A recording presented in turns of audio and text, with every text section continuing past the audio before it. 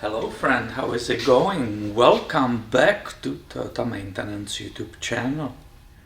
I have today in my shop first time ever this 1995 and half Toyota Tacoma 4-wheel drive.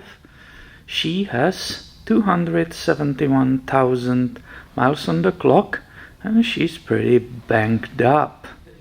The today's owner bought her with all kinds of damages.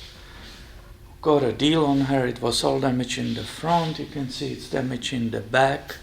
So he keeps her as a beater runner. She works for him good. And he's slowly fixing everything up. I see this truck first time today. And the owner said, well, I bought the new plugs because sometimes in the morning she will not start right. So is it possible it's only in the cold starts and then she runs fine, but sometimes there is some problem. So I started my detail inspection and I would like to show you what I discovered so far. So as a sample I pulled number 1 spark plug. It's a Denso, it's a NGK, and it's a wrong one, and also the gap is pretty large, so I will recommend him to replace all 4 of those.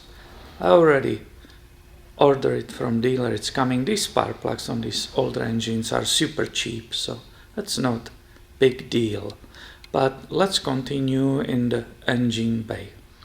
I didn't get anywhere today yet. I just started and I'm already filming. How will I ever produce some work, huh? So I opened the engine air filter box. That's dirty, so he knew that, so that will be replaced. I checked this mouth sensor, which is actually clean. That was shocking. And then I pulled that spark plug, the number 1 spark plug I was just showing you. So that's all done. He already has the wires. And I've focused on the distributor. This engine still has a distributor. So I removed the 3 bolts and finally got the cap off. Now when you are inspecting these caps, you are looking on those 4 tips which are on the perimeter, and you are looking if they are burnt off, what is the build-up of that white stuff on it. And that's basically the inspection of the cap. These 4 tips which are on the perimeter, let's focus on this one maybe, are pretty okay. It's nothing to write home about, no big deal.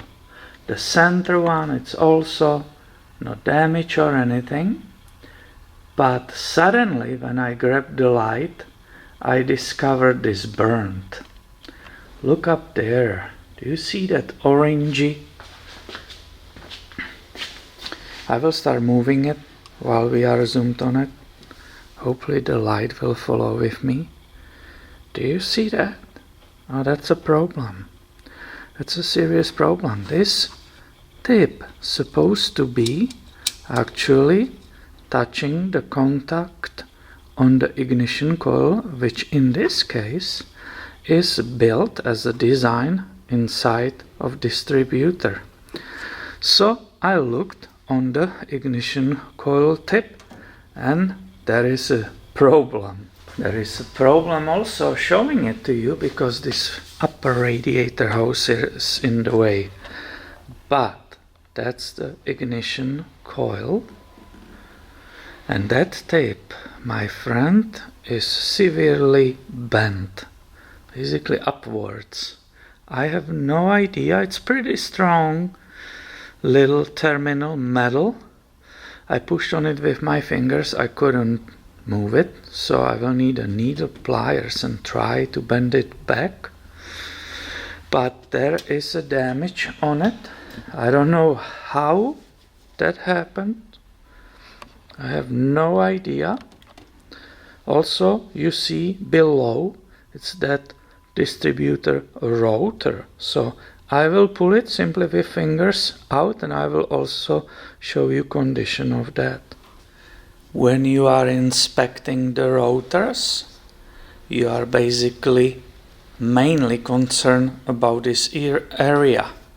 This is a little piece of metal surface, and that basically rotates inside of the distributor, and that's between those 4 tips which are on the perimeter, and that's how you create and send that spark to the spark plugs. So I already, without you, it was way worse conditions. It was full of like holes. So just temporarily I took a very fine file and I made it smooth again. But that was just for now, this part also. Because of that, if you see visibly bunch of imperfections and holes in it, that's also another reason to replace. These parts are not expensive, it's not a problem, and it's on these vehicles, it's definitely part of the regular maintenance. Let's try to look on that ignition coil contact from different angle. So hopefully you can see it's bent upwards. I don't know, as I said, I cannot imagine how somebody did that. It's supposed to be nicely flat, flush. It's of course risk if I want to use the needle nose pliers. I don't want to break it inside of the coil. So I will carefully try to straighten it up. That coil itself, it's not cheap. That costs like $120 plus tax. So, and of course dealer doesn't carry it. I saw some aftermarket options there are also, but it's almost identical price. It's like $90 plus the tax. So let's see if I can carefully, within a reason, if I can bend it slightly back in that correct position. And here you can see how it's supposed to actually look like before it got bent. That's how the terminal is supposed to sit there and be able to touch this terminal here. This one is spring loaded, so when it will come close to it, there's a spring in it and it will be nicely touching it, and there will be not that sparking. But as I said, we will replace this cap and the rotor and hope that ignition coil is saved, because we know it otherwise works perfectly. For me it's unusual to see this 4-cylinder with distributor. They normally come with the coil overs, the ignition oil coils, 4 of them, which are on top of the spark plugs. So that might be maybe even the first time I saw it in my little shop here. So I wanted to share it with you. These are the basic things which everybody can check. If you have some kind of misfire or something like that, makes logical sense. You have to follow all these details and pay attention to it. So thank you for watching and be subscribed. I have way more coming your way soon. I will catch you later, my friend.